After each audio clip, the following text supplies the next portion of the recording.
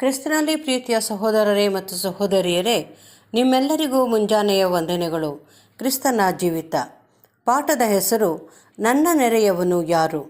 Reference ಪುಟ 3803, ಪುಟದ ಸಂಖ್ಯೆ 252 253. ನಿನ್ನ ನೆರೆಯವನನ್ನು ನಿನ್ನಂತೆಯೇ ಪ್ರೀತಿಸಬೇಕು. ದೇವರ ಕಡೆಗಿರುವ ಕರ್ತವ್ಯವನ್ನು ಬಿಟ್ಟು ಆ ಧರ್ಮೋಪದೇಶಕನು ತನ್ನ ಅನುದಿನದ ನಡವಳಿಕೆಯು ತಾನೇ ಅರ್ಥ ನೀಡಿದ ಆಜ್ಞೆಯ 2ನೇ ಭಾಗವನ್ನು, ಅಂದರೆ ನಿನ್ನ ನೆರೆಯವನನ್ನು ನಿನ್ನಂತೆಯೇ ಪ್ರೀತಿಸಬೇಕು ಎಂಬುದನ್ನು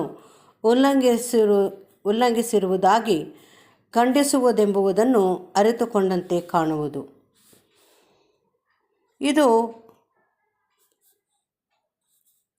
ಆತನಲ್ಲಿರುವ ಅತಿ ದುರ್ಬಲವಾದ ಅಂಶವೆಂಬುದನ್ನು ಸ್ಪಷ್ಟವಾಗಿ ಗ್ರಹಿಸಿಕೊಂಡಿದ್ದನು ಮತ್ತು ಕರ್ತನು ಆತನು ಕೊಟ್ಟ ಆತನ ಉತ್ತರದಲ್ಲೇ ತಾನು ಸಿಕ್ಕಿ ಬೀಳುವ ಹಾಗೆ ಮಾಡಿದ್ದನು. ತನ್ನ ಅನುದಿನದ ಜೀವಿತದಲ್ಲಿ ತನ್ನ ನೆರೆಯವನನ್ನು ತನ್ನಂತೆಯೇ ಪ್ರೀತಿಸುತ್ತಿಲ್ಲವೆಂಬುದನ್ನು ತಿಳಿದಿದ್ದನು. ಅಂದರೆ ಆತನು ತನ್ನ ಗುಂಪಿನವರ ಮತ್ತು ಸುಂಕದವರು ಹಾಗೂ ಪಾಪಿಗಳೂ ಆದ ಸಾಧಾರಣ ಜನರ ಮಧ್ಯದಲ್ಲಿ ದೊಡ್ಡ ತಾರತಮ್ಯವನ್ನು ಮಾಡುತ್ತಿರುವುದಾಗಿಯೂ ಮತ್ತು ಯೇಸುವನ್ನು ಸಿಕ್ಕಿ ಬೀಳಿಸುವ ಆಗಿನ ಆತನ ಪ್ರಯತ್ನದಲ್ಲೂ ತಾನು ತನ್ನ ನೆರೆಯವನನ್ನು ನನ್ನಂತೆಯೇ ಪ್ರೀತಿಸುತ್ತಿಲ್ಲವೆಂದು, ಆದರೆ ಆತನನ್ನು ತನ್ನ ಒಬ್ಬ ವಿರೋಧಿಯನ್ನಾಗಿ ಕಾಣುತ್ತಿರುವುದಾಗಿ ಆತನು ತಿಳಿದಿದ್ದನು. ತನ್ನ ಗುಂಪಿನಲ್ಲಿರುವ ಇತರರಂತೆ ತಾನು ತನ್ನ ಸ್ವಜನರಲ್ಲಿನ ಕೀಳು ವರ್ಗದ ಕಡೆಗೆ ಗರ್ವದ ಅಸಡ್ಡೆಯ ಮನೋಭಾವವುಳ್ಳವನಾಗಿರುವನೆಂದು ಆತನಿಗೆ ಅನಿಸಿತ್ತು. ಆತನು ಧರ್ಮಶಾಸ್ತ್ರದ ವಿಷಯದಲ್ಲಿ ನಿಪುಣನಾಗಿದ್ದು, ಇದು ಹೇಗಿದ್ದರೂ ಆತನಿಗೆ ತಪ್ಪಿಸಿಕೊಳ್ಳಲಾಗದಂಥ ಹೊಸ ವಿಷಯವೇನಾಗಿರಲಿಲ್ಲ. ತನ್ನ ಗುಂಪಿನ ಇತರ ಶಾಸ್ತ್ರಿಗಳ ಮತ್ತು ಫರಿಸಾಯರಲ್ಲಿ ಸಾಮಾನ್ಯವಾಗಿರುವಂತೆ ಈ ವಿಷಯದಲ್ಲಿ ಅದೇ ವಿವರಣೆಯನ್ನು, ಅಂದರೆ ಧರ್ಮಶಾಸ್ತ್ರದ ಪ್ರಕಾರ ತಮ್ಮಂತೆಯೇ ಪ್ರೀತಿಸಬೇಕಾದವರು ಯಾರ್ಯಾರೆಂದರೆ ತಮ್ಮ ಗುಂಪಿಗೆ, ತಮ್ಮ ಮತಕ್ಕೆ, ಜೀವನದಲ್ಲಿ ತಮ್ಮ ಅಂತಸ್ತಿಗೆ ಸೇರಿದವರೆಂಬುದು.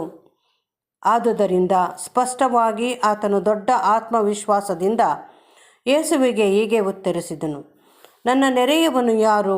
ಇದನ್ನು ಆತನು ಹೀಗೆ ಹೇಳುವಂತಿತ್ತು, ಈ ವಿಷಯದಲ್ಲೇ ನಾವು ಭಿನ್ನ ಅಭಿಪ್ರಾಯ ಹೊಂದಿರಲು ಸಾಧ್ಯವೆಂದು ನಾನು ಭಾವಿಸುತ್ತೇನೆ. ನಾನು ನನ್ನ ಸ್ವಂತ ವರ್ಗದವರನ್ನು ಪ್ರೀತಿಸುವಲ್ಲಿ ಮತ್ತು ಅವರೊಡನೆ ಅನ್ಯೋನ್ಯತೆ ಉಳ್ಳವನಾಗಿರುವಲ್ಲಿ ಇತರರ ವಿಷಯವಾಗಿ ಹೆಚ್ಚು ಕಡಿಮೆ ಅಸಡ್ಡೆ ಉಳ್ಳವನಾಗಿ ನಡೆಕೊಳ್ಳುವವನಾಗಿರುವೆನೆಂದು ನನಗೆ ಅನಿಸುತ್ತದೆ.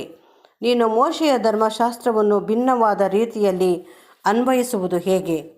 ಪ್ರತಿಯೊಬ್ಬನೂ ತನ್ನ ವರ್ಗದವರನ್ನು ತನ್ನ ನೆರೆಯವನನ್ನಾಗಿ ಪರಿಗಣಿಸಿ ಅವರನ್ನು ಪ್ರೀತಿಸಿ ಅವರಿಗೆ ಸಹಕರಿಸಬೇಕು. ಹಾಗೂ ಅದು ಲೋಕದಲ್ಲಿನ ಇತರರೊಡನೆ ಅಲ್ಲವೆಂದು ನೇಮವಿಧಿಗಳು ಅರ್ಥೈಸುತ್ತವೆಂಬುದನ್ನು ನೀನು ಒಪ್ಪಿಕೊಳ್ಳುವಿಯೆಂದು ನನಗೆ ಖಂಡಿತವಾಗಿ ಅನಿಸುತ್ತದೆ. ನಮ್ಮ ಕರ್ತನು ತನ್ನ ಅಸಾಧಾರಣವಾದ ಜ್ಞಾನದ ಮೂಲಕವಾಗಿ ಆ ಶಾಸ್ತ್ರಿಯು ಯಾವ ದಿನದಲ್ಲಾದರೂ ಇದು ತನಗೆ ಸಂಭವಿಸಬಹುದೆಂದು ಚೆನ್ನಾಗಿ ತಿಳಿದಿದ್ದ ಒಂದು ಸಾಮ್ಯವನ್ನು ರೂಪಿಸಿದ್ದನು.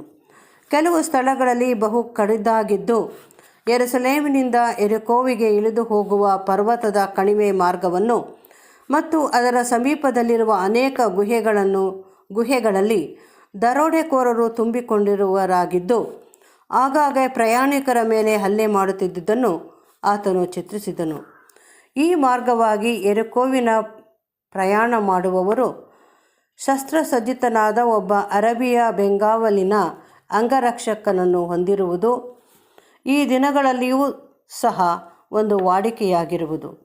ಈ ದಾರಿಯಲ್ಲಿ ದರೋಡೆಕೋರರಿಂದ ತೊಂದರೆಗೊಳಗಾಗಿ ನಿಸ್ಸಹಾಯಕ ಸ್ಥಿತಿಗೆ ಬರುವಂತೆ ಪೆಟ್ಟು ತಿಂದು ತನ್ನ ಬಟ್ಟೆಗಳನ್ನು ಕಳಚಲ್ಪಟ್ಟ ಒಬ್ಬ ಪ್ರಯಾಣಿಕನನ್ನು ನಮ್ಮ ಕರ್ತನು ಚಿತ್ರಿಸಿದ್ದನು. ಅಲ್ಲಿ ಯಾಜಕರು ದಾಟಿ ಹೋಗುತ್ತಿದ್ದುದು ಆ ಮನುಷ್ಯನನ್ನು ನೋಡಿ ದರೋಡೆಕೋರರಿಂದ ತನಗೆ ತೊಂದರೆಯಾಗಬಾರದೆಂದು ಅವಸರದಿಂದ ವಾರೆಯಾಗಿ ಹೋದುದನ್ನು ಆತನು ಚಿತ್ರಿಸಿದ್ದನು.